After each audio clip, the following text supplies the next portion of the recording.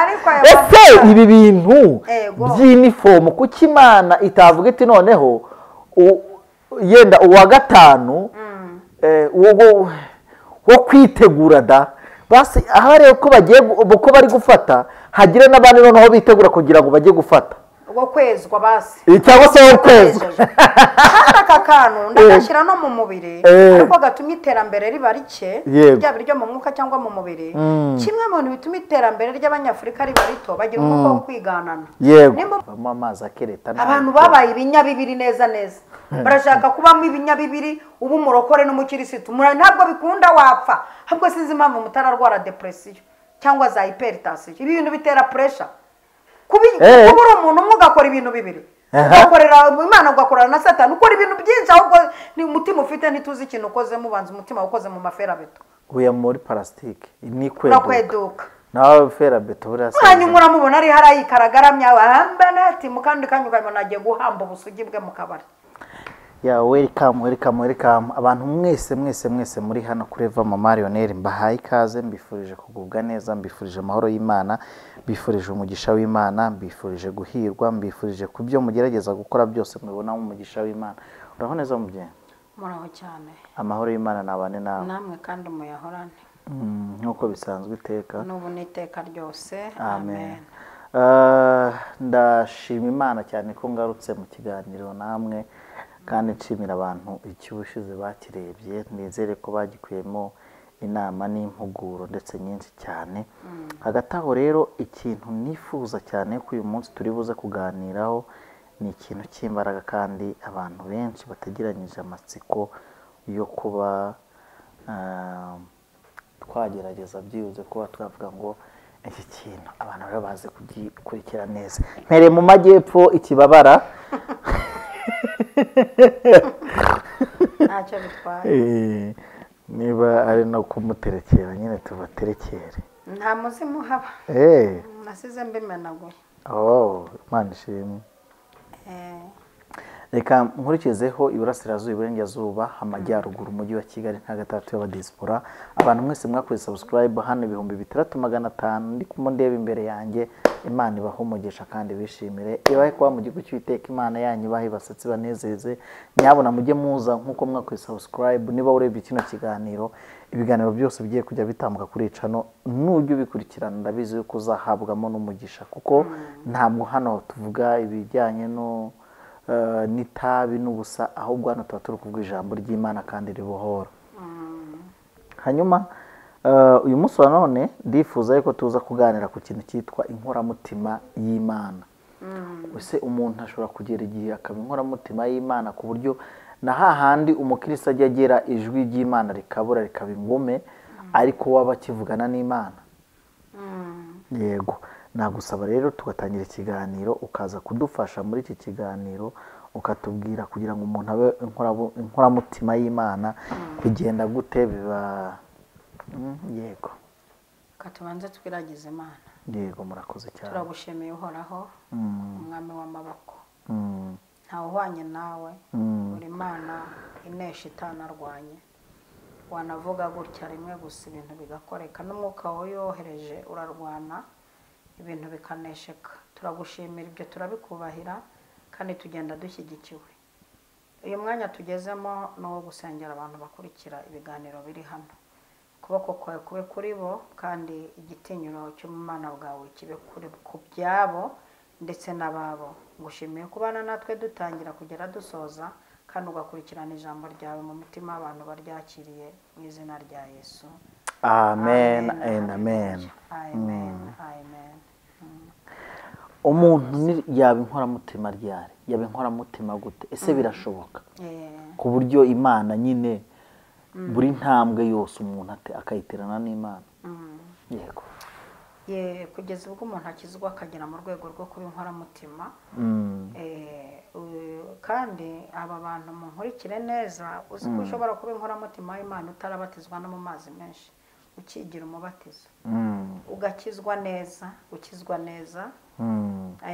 ku mugabo witwa Yobu nawe ari mu nkoramutima z'Imana hari ijambo yavuze nkunda ngo kugeza ubwo nzapfa sinzikuraho kuba inyangamugayo yego yabaye inkoramutima arabiharanira biranavuna ni ibintu bivuna ni ibintu bikorerwa ni ibintu ugiramo imbaraga ni ibintu ushobora no gusonzeramo abandi barya ni ibintu ushobora no kwambariramo umwenda umwe abandi bahindura sitiri kuba inkoramutima y'Imana ni ibintu ufatira umwanzuro ukavuga uti guhera uyu munsi ndumva ashaka kuba inkoramutima y'Imana mu rwego indeba ntibabare mu rwego isura ikambona mu rwego intuma nkagenda mu rwego indeba ikavuga iti sinzicuza icyatumye ndema kubera wowe sinyicuza icyatumye ndema abantu kubera wowe sindembura isi kugeza ubwo abajije umugabo yabajije Imana ati ubonyemo 5 wabareka ati reka ngugerageze ubonye 3 nabwo ntiwarimbura isodoma ati ntabwo nayirimbura umva Aburahamu akomeza kubaza ubonyemo na 2 ntiwati ntawe narimbura n'umwe abonetse ati nawe abonetse se mukurehe sinayirimbura donc kugeza ubwo uba inkoramutima igira igihe ihura n'Imana no mu gihe ijwi ry'Imana ryabaye ingome kuba inkoramutima y'Imana habamo amahame agoye cyane yo kugira ibyo wibuza biryoshye kugira ibinezeza ureka biryoshye uzi ko ufite amafaranga ugasohokana n'abandi bakajya banywa fanta banazemo akantu we ntukanagemo kubera revu ugezeho yo gushaka kuba inkoramutima y'Imana. Nigeze kumva umugabo umwe wo ku Gisenyi yigeze kujya gusengera amafaranga Imana arayasengera pe Imana iramubwira iti tegura adoragenda dodesha amakote maremare n'amapantaro afite imifuka nyine ibintu binini ati tegura aho nzayashira asubiye gusenga Imana iramubwira iti ntago nkora nkuko utekereza genda ufunguza amabanki babantu rero mwibwisha ngo banki ngo riminata ngo nguzanyo inguzanyo ni irenze ubushobozi bw'imitekerereze yawe ni na bije yawe iyo ni irimo Satani naho inguzanyo igiye gukora ibyo yigurije yego irejejwe cyane niho nahise menya uko Imana iramubwira ahubwo genda ufunguza amakonte itugenda kwa kana ko mubwira guha amafaranga runaka ugiye gufunguza konte ngiye niho nzajya nyuza amafaranga umugabo aragenda rigafunguza konte umunsi umwe ariko abantu bari hano kureva Marionere nizere ko tumaze kuba inshuti hanyuma umunsi umwe umugore kubera kuryoherwa n'amafaranga ajya mu kigare cy'abandi bagore ngo nuko abagore baramubwira atare kuri igicucu bingana iki byeriraryoha wakintu byeriraryoha ati buriya ati kugira amafaranga nkameze gutya ukanywa bino bisukari uzarwara diabete kandi uzava ku biryo vuba abw'amahirwe ati ngenda byumva yuko nahisoma bikemera ariko ati hariya mfite umuporo yego ati nta mikino kuko umugabo niwe wabasengeye amafaranga noneho umunsi umwe arababwira ati noneho rero niba ushaka kugira ngo ugendere mu kigare cyacu reka gutera inda amutera inda bagiye basanga ni agahungu asanze ari agahungu kagiteye imigeri aravuga ati umugabo ati ni ibiki ati rwose ati kano gahungu ati hari ibintu kari kwifuza ariko nyine atewe ati ndi gutinya yuko nyine mbabarire rwose yuko bishobora kutagenda neza ndamutse mbikubwiye umugabo aravugira ati ntacyo mbwira ati rwose ati ndi kumva niyo nasoma ku kabyeriho gakeya ku kamitsingi gakeya si ngombwa ngo nyimara ariko numve nguwe neza nuko umugabo aramwitegereza ati uratekereza ko njye nagenda ngakura icupa hariya nkarizana none se nusomaho icupa ko ridasogongerwaho ko riba ripfunikiye rirasubirayo urumva utazongera ugahora nyine ushaka kongera kurisoma paka kurishika urimaze kandi unyweye kamwe umusogongera abanyweye arakomeza akabishaka umugabo aramwitegereza ahindura isura aramubwira ati umva wa mugore we amafaranga dufite n'ay'Imana n'aya Yesu kumvikane ngewe amafaranga mfite n'aya Yesu ntabwo Yesu ubu ndamubwira amafaranga nakuyemo yo kugura inzoga nayo amazije iki ndajya kumubwira yuko nakuyemo amafaranga yo kugura inzoga n'aya Yesu ikomereze mubyeyi urumva uwo mugabo Imana imuhumugisha Imana kandi rero aba bantu nabatomweho Imana irashaka ko mukizwa mukagera kuri level mu binkoramutima ukarenga kuba umuporo ukarenga kuba umunyeri ukarenga ubwa apotre ukarenga ubushumbu ukarenga ubupasiteri ukaba inkoramutima y'Imana. Imana itugirira neza cyane. Igihe kimwe Nowa yabaye inkoramutima y'Imana. Ndifuza ko umugabo uri hano cyangwa se umugore umusore n'inkumi udukurikiye yewe nabagendero uyu munsi ngo mbasabe mbingenga mu mwami mukizwe ariko mushyiraho n'akandi kantu ko kuba inkoramutima y'Imana kuko iyo uri inkoramutima y'Imana umenya amabanga atazwi n'abandi. Imana ishobora kurimbura isi ukarokoka. Nowa yabaye inkoramutima y'Imana mu rwego Imana imubwira iti Nowa ndashaka kugira ibyo nikorera aho mu isi ndashaka kugira ibyo ndangiza aho hepfo ariko ni wowe nshaka kubwira gahunda mfite. Urumva yarageze mu rwego ab'inkoramutima y'Imana mu rwego Imana imubwira gahunda ifite. Aleluya. Kugera mu rwego Imana izajya ikubwira gahunda ifite we. Yego. Kuba inkoramutima y'Imana mu rwego Imana ivuga itarya iyi gahunda afite ndayimbwira ndi. Ariko mwisara umuntu ngiye kubwira gahunda afite. Mbese ku buryo Imana muyirya ikavuga iti ikaza kuguha gahunda hari igihe ngo uzuko amen. Hari igihe ngo Imana umujinya uyirya. Yego. Ikakura marayika na uyu marayika nayo igiterwa n'akantu k'umujinya ngo ikakura marayika ati nyigiriza aho keso hino yiracyakoresha ibintu byakoresha utuntu tw'uducuma no tweso mu gihe twe twageze mu masafuriya agacuma k'umujinya we izamena ku banyabyaha barangiza bigaciramo ngo inashaka n'umuntu imenera amabanga. Yego. ngo ndi kumva amabanga yambanye menshi kagacumi zamenaho indaya we zamena ku ncakura n'incabiranya zanze gukizwa we kagacuma k'umujinya we kandi ngo karenda kuzura n'igihe ku cyumweru kakuzura kakamena. Yesu we donc umuntu uraha nakizwe mu rwego Imana ipanga gahunda ikavuga iti ndazipangana na runaka mwisi iti we kurya uvuga iti hari ikintu mva shaka gukora ariko nabiraba ngo nta kintu nzakora ntakimbwiye abanyamabanga banje. Nta kintu nshobora gukora ntakimbwiye abanyamabanga banje. Ndashaka ko umuntu uri hano akizwa mu rwego Imana imwifashisha igiye kugira ibintu ikora ikamumenera ibanga. Ibaza ibwira no iti genda ndashaka kurimbura isi kandi ndayirimbura nta mikino mfite kandi na decisive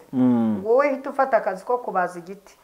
cyitwa goferu ubaze gahunda ndayiguhaye ngiyi imuha plani na mesure iramubwira tuzabikora utya kuko ndayirimbura irayirimbura ariko Nowa yabibwiwe irayirimbura. Ubu hari ikintu Imana itakora itatubwiye abanyamabanga bayo. Bivuze iki umuntu uri hano ukijijwe nushaka kuba ukirijwe muri amadini dupenga burango hari amadini dupenga mawe yawe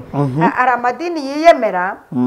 yumva ari azajya mu ijuru bitewe nuko yambara. Hari n'amadini yiyemera ngo bitewe nuko yo ngo afite abahanuzi benshi n'abavuga ubu tugira amadini yiyemeye ukuntu kuyandi andi yemera bitewe n'iminsi asengaho akarwanya asenge n'iminsi. Oya nushaka ubu uri muri amadini tutemera cyangwa se twemera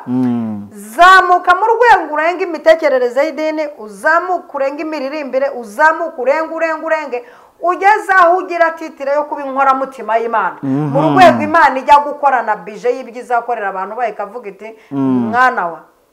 mwana wanjye Yosefu ngiye gutera inzara y'imyaka 7 nkubiteho n'indi myaka 7 izaba yabanje y'uburomboke none password ngiye ariko Imana ikwicira akajisho kabita umenye ikivuze uraho yahare Yosefu Imana amwiciye ijisho ahita amenya ikivuze ko imyaka 7 ari uguhunika indi 7 igakanura amaso abandi inzara ikabarya batarumvise ijwi kugera mu rwego Imana ndashaka ko umuntu akizwa akagera mu rwego rwo kuba inkoramutima y'Imana. Aleluya. Kugera aho Imana imwifashisha igiye kugira ibyo ikora kugezaho Imana imwifashisha igiye kugira ibintu irema, kugeraho Imana imwifashisha igiye guhindura ibintu, sifa kwa bwana, kugeraho Imana ikwifashisha igiye kubyaza abantu. Ukavuga iti hari abantu ushaka guha urubyaro nemye urubyaro, kugeza ubwo Imana izikabikurotesha ukavuga uti ndubahe cyangwa ndubeme, ugafata umwanzuro uti ndarubaha, nk'uko Eliya yajyaga afata umwanzuro uti ndafunga imvura. Kugera mu rwego ufata umwanzuro Imana ikakugisha inama ukaba ari ufata umwanzuro ukaba umufatanyabikorwa n'Imana. Urere yari umufatanyabikorwa, hamwe avuga ati ndabanyifunze umwanya itaraza. Sifa kwa Bwana. Haleluya. Imana iti ije gutembera isanga umuhungu yafunze imvura. Yego. Iteriya Eliya yafunze mu izina ryanjye, kandi tubanye neza n'inkora mutima yanjye. Yego. Hitana ukomeza ugikereti. Yego. Nzagutungirayo, kandi nzagutunga nkupangamo izindi mbaraga uzakoresha mu cyiciro cya kabiri. Nkora mutima z'Imana zikora ibintu bitigana. Nta muntu n'umwe twabonye wigana style ya Eliya, ntawe twabonye yigana style ya Dawidi, ntawe twabonye wigana style ya Elisa, ntawe twabonye. Bari abantu ntibigana na nk'abino, bagiye bagira style zabo bitewe no unyibukije abavuga butumwa n'abapasiteri. Haye ngo ntitukazabavuge, nanjye dore ngiye kuba pasiteri mu minsi iraza. Ngiye gutangira rero nitoza kuzajya nkora mu jisho ry'intare n'ingwe. Urumva ubundi iyo ushaka gusimbuka kurusubira inyuma. Yego. Urumva neza. Bitonde rero. Njya mbona abantu umuntu nkajya kubona habona umuntu akoze titire copy paste y'ibyo bimaze imyaka n'imyaniko bisanzwe bikora. Nk'ubu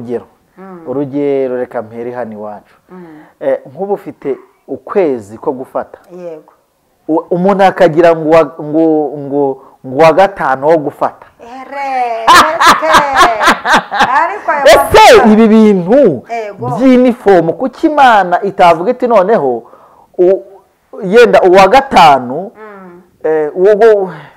wo kwitegura da basi ahare ko bari gufata hagira n'abandi noneho bitegura kugira ngo bajye gufata uwo kwezwa basi cyangwa se wo kwezwa aka kantu ndashyira no mu mubiri ariko gatumye iterambere riba rike ryaba ryo mu mwuka cyangwa mu mubiri. Kimwe mu bintu bituma iterambere ry'Abanyafurika riba rito bagira umwuka wo kwiganana. Nimba umuntu ashyize alimentation hari yabona ufite abakiriya 10 nawe agahita iruhande rwaho hashyira indi alimentation. Yego. Nimba ashyize kenkawera ahangaha akabona uracuruza bubatse babaye benshi ahita hakubita indi. Yego. Nkaho ahubwo yakubise akamini bisi cyangwa agahirigise gapakira ibikoresho. Umva ukuntu batazi no kwiga business. Yego. Jewe nabona ushyize hari akenkawera bigenda nanjye nahita mpakubita agahirigise kazajya gapakira ibyo abantu kandi ugomba mbakopeshe umushinga. Kuruta kujya kwigana ibyo runaka koze. Ni nako bimeze no mu rwego rw'umwuka. Abantu bariganana nimba runaka ngo ashinze urusengero we yumvise ijwi afite n'intego guhindura abantu benshi kugukiranuka kubera ko afite abantu benshi nawe urahita urushinga hafi ye nubona byanze support yanze kuko wowe ntajwi wumvise ni kwa kundi bahita bajya gushaka utubaraga hirya aho ngaho tuza gukonveka abantu ugasanga abantu bacuritse ku bwonko n'ubundi babandi basanzwe baraguza iyo babonye ibiborohera bisa n'ibyo bahozemo bahita bajya hahandi nyine. Hariya nawe yaranjye avuga ati mbonye kandi usanga babona gusa bahora babona ntibakora babona ibyabaye babona ibigiye kuba nibyo bahimbye bigiye kuba turabitegereza bikabura. Ariko hari umuhungu uregera nk'ikintu cyenda kuba akafata mikoro akaza kuri kamera icyagira ngo shinge nkuriya yashinze ubundi rusengero. Uriya ni ninjura yasinze n'urusengero abona abanyamitwe bagenzi be bamwegera. Urakina n'umuntu ubona runaka bamusezereye ku bitaro bamubwiye bati abizi ko indwara arwaye koko ariyo gupfa wenda ageze no mu zabukuru ibitaro biramusezerera ngo ategereze mu rugo agahita atanguranwa na mikorofone na kamera ati Imana inyeretse ko hari umuntu umeze gutya na gutya ugiye gupfa. Mwabanyamitwe mwe kwiranje mukaba inkora mutima z'Imana ntimushake kuba inkora mutima kandi ngo buriya yize itangazamakuru wa kareka ntabwo reka dukomeza tujya aho tuvuka. Yewe katwigire kwibera inkora mutima y'Imana n'ukuri tujya ku ivuko ry'umwuka tujye kwibera inkora mutima z'Imana. Inkora mutima za mikorofone tuzireke zabaye nyinshi. Yego. Ariko ndashaka kubwira nkwingenga wenda ukizwe uzamura igipimo cy'agakiza kugera kuri level ubinkora mutima y'Imana. Imana izajya ikora ikintu ibanje kugucaho ku buryo ikintu kizajya kiba wakimenye mbere. Ese ugira ngo hari ibintu biba tutabimenye tugafata ibirere yego tukavuga tuti Imana twabimenye ko ibintu bigiye kuba yego ariko turi inkoramutima zawe tubikujeho yego tubiburijemo yego ibi nabyo tubikujeho yego none se Mose nigeze kubwira Imana ati wadesize ko ugiye kubarimbura no kubica ariko mfite igitekerezo yego ndi inkoramutima yawe turuzuzanya ubujijwe kwica aba bantu erega kugira yego nubica nubica abantu bazavuga ko uvuga ibyo udashoboye kabiri abana bacu bazadukomoka bazavuga bati Imana ntigivuga ibintu ngo bisohoze nubabwira n'ibintu ntibazizera ko uzabikora Imana iti monda biretse subije inkota mu rwubati inkota nyemya amaraso erega ubundi hari n'abami bategekana ubwenge no kuba bafite umutima wabyo bura na Mose yararimo yari inkoramutima yo kuyobora akaba inkoramutima y'Imana n'abantu akaba n'inkoramutima ye ku giti cye yego uko we ariko Mana uhabwa icyubahiro Imana imuhumugisha tumukomeye amashyi aka kantu kabisa mukanya ndakamwera neza isababuza aho bajya kumwibuka kugeza ubwo Imana ivuga iti Mose hato n'umurambo wawe batazawukinira umuntu twavuganye wo muntu mbikiye amabanga akaze umuntu nameneye ibanga ndakwibikira ahantu hato hatazagira n'abazana indabo ku mutwe wawe Imana iramwihambira neza imuririmbira iz'amazamuka imukorera isanduku imuhamba mu kinyabupfura cyiza neza isaha ntawe uzahanare umva revo none wowe uracyakina uraza aho ivugira ukajya n'aho abanyabyaha naho Satani avugira uravangavanga ibintu warangiza ugashaka kuza wigize nkora hari abantu bazi kwiririmbishwa barerembura n'indimi nyinshi bigize abatagatifu babigendanyemo bigize abatagatifu ariko ari abagoma ari abaninja mbega bashatse kugaragaza ko ari inkoramutima z'Imana cyane ariko ari abagoma oya va muri ibi ngibi Imana irashaka ko ureka kugira ishusho idasa nawe yego irashaka kusa ari kuri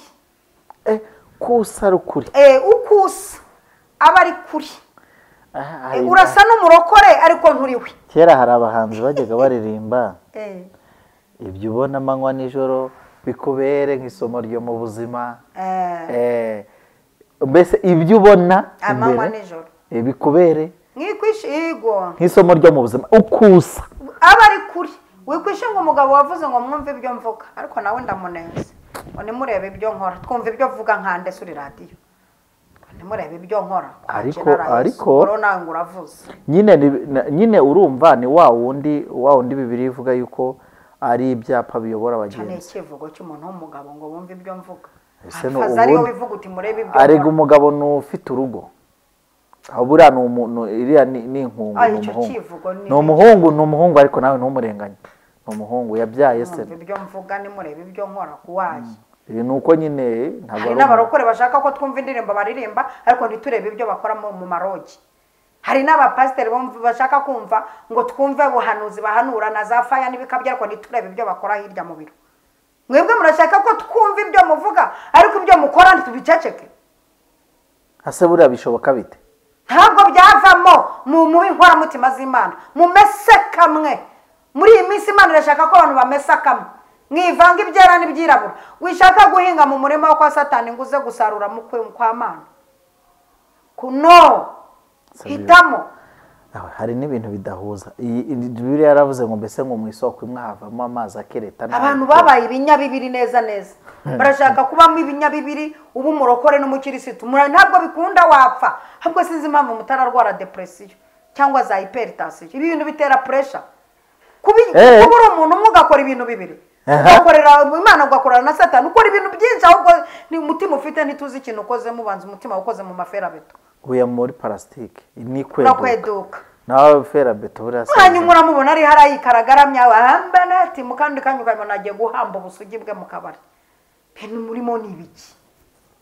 murimo ni ibiki kandi ikindi musigaye musa naho muvuye uragiye kubona ukuntu umuntu aje kuramya Imana yambaye imini n'ibitugu yabidegashe arasa naho havuye kandi ibyo avuga n'ibisa naho havuye si ibi bintu ni ibiki ni se Satani Nyagasani Yezu abane namwe kandi muhorane ndasoje mwifuriza kuba inkoramutima y'Imana ariko mama Leone wavuga kuri Dorcas uriya mugore nawe yubahwe umugore kuko twavuze abagabo benshi uriya mugore Dorcas nawe yubahwe kabisa kandi ari mu isezerano rishya uriya mugore simuzi ariko ashobora kuba yari nk'imibiri yombi si inzobe si n'igikara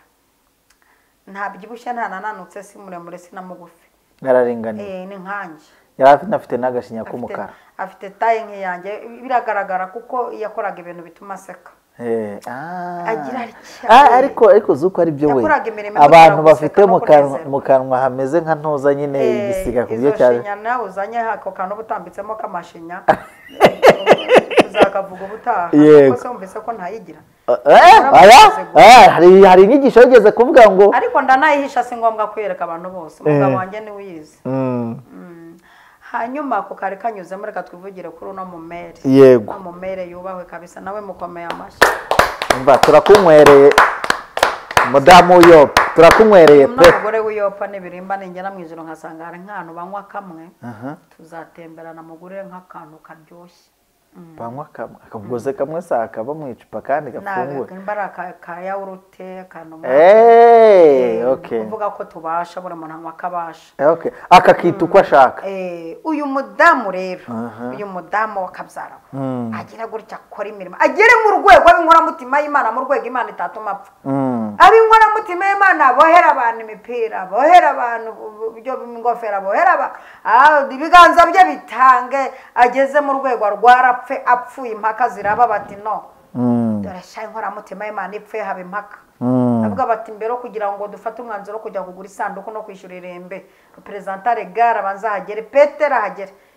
ahageze Imana iravuga iti Petero umuntu ni inkoramutima yanjye ntabwo apfa yakoze ibintu bituma binkora ku mutima n'inkoramutima yanjye ntabwo apfa muhamagare agaruke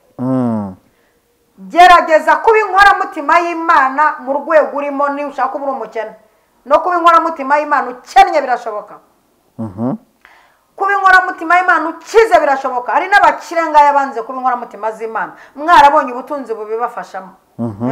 sibyo ko akenshi tutazi naho muri kubukura ngo hari kata musige mukoresha mukanabubona dufite abantu bihambiriye ku bagabo batari ababo bari kubakuraho ubutunzi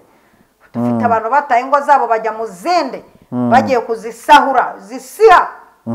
zagiye gusahura ingo ubutunzi mufite mwiyambitse umwambaro w'ubusiha mukajya gusahura Uwiteka araje abagwe nabi turashaka ko mu bukire bwawe ariko utasahuye utatekinitse kuko hari n'abantu murimo mushaka kuza gukiranuka mu byibano kaza kubitangamo ibya 10 mukaza kubitangamo mukaza hari abantu bigira shasha bazi kuza gutanga ibitambo mu rusengero muri biro barimo bakemura ibibazo mu nsengero ugakemura ikibazo nta n'icyo kubajije naho ni impongano z'ibyaha no kwikiperereza kugira ngo niba bimenya batazagutenga no sabo mvuga ndashaka kuvuga abakira bahawe umugisha uva ku Uwiteka ab'Imana ikeneye kubona muri inkoramutima zayo mu byo yabahaye yabarebe kavuga iti we utunzi nabahaye babukiranutsemo ngizi inkoramutima zanjye ntacyo nakora ntababwiye nta kintu nakora ntabameneye ibanga izi inkoramutima twakwicara tukajya n'inama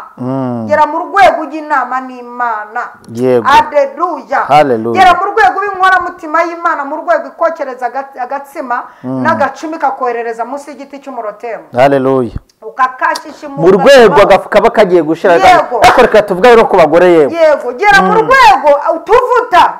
utuvuta twishyura amadeni ugasigarana igishoro yego gera mu rwego w'inkoramutima y'Imana mu rwego iwawe isoko itoboka yego ibintu bikizana ibintu bikaza utavunitse gera mu rwego w'inkoramutima y'Imana mu rwego ifu ikoresha uburozi bukava mu mboga mitanga ikava mu mboga urumva gera mu rwego w'inkoramutima y'Imana intorezo y'igiti reremba ari igiti utaye mu mazi yego ngaba bati gera mu rwego w'inkoramutima y'Imana iza kugusura mugahita mutahana mu ijoro wone noke yego uvuga iti sinagusiga mu isi oya ndashaka ko dukomeye tuvuge ku bagore tuvuge wa mugore neza byari byarangiye ibye babijyanye ariko yaracumbikiye umukozi w'Imana mu kazi ko hejuru ya Yesu umwana yamupfanye yego ndavuga umuhesha ndageze ku muheshi bawitonze gakeya ku muhesha w'ibyacu we gera mu rwego w'inkoramutima y'Imana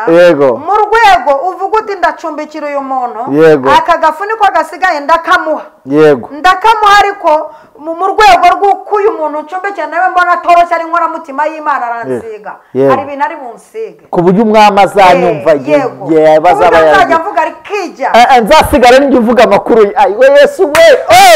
gera mu rwego rw'inkoramutima y'Imana kugeza ubwo umusatsi n'amavuta bisuka ku birenge bya Yesu bakakubwira ati icyo ukoze kizamenyekana ku isi yose. Ubu turacyavuga Mariya yego vuga imbaraga z'abagore ubwo ni umugore bavugiraga ngo ni indaya ariko amenya amakuru yo kuba inkoramutima akihuza n'ibirere bya Yesu. bivuga ngo nubwo waba ukiranirwa ushobora kuba inkoramutima y'Imana nubwo waba utararya igaburo na rimwe ushobora kuba inkoramutima y'Imana uri umunyagice nabivuze. Ibi Yuda yivugisha ngo amavuta ngo ari kuvamo ibigura abakene ba Yuda isuka n'agatebe Huye. Umugore ati ndagusuka ku birenge n'ubundi rogo yawe twarayimenye n'ubundi riho hanyuma gera mu rwego umanura umusatsi ukahanaguza amavuta ya Yesu kugeza ubwo Yesu avuga ati icyo ukoze kizamenyekana ku isi yose. Gera mu rwego w'inkoramutima y'Imana wakwivugira munsi y'igiti cy'umukindo uti yewe mpagurutse ndi intwari kuba umucamanza w'Abisiraheli. Uwiteka n'abari kumwe nawe bati guma. Gera mu rwego wica Sisera utamukozeho. Uriya Debora yishe Sisera atamukozeho. Gera mu rwego w'inkoramutima y'Imana kugeza ubwo Imana ikureba ikavuga iti mbonye umukobwa w'isugi niwe ngiye kunyuza mu mucunguzi. Bikira Mariya ndamubonye n'inkoramutima yanjye ntigeze yinyanyagiza n'iminwa ye hari igihe umuntu aba isugi n'iminwa ikabisugi we. Urumva gerageza tureba tukabona nta muntu ntabizira wakoze. Imana iti ndakunyuza mu mucunguzi we. Niba nazana amatiko yo kukuvuga ko twita ikinyendano bacacakeshe nohereza umwuka wera gukingiriza. Ibyo ni amateka yo kuba inkoramutima y'Imana. Imana itugirire neza cyane. Soje nifuriza umuntu wese uri ku isi yose nkurikirana kuba inkoramutima y'Imana. Mana ishobora byose. Haleluya. Sengeye ubu bwoko bunteze amatwi mbaki imbaraga zo gushobora ibi.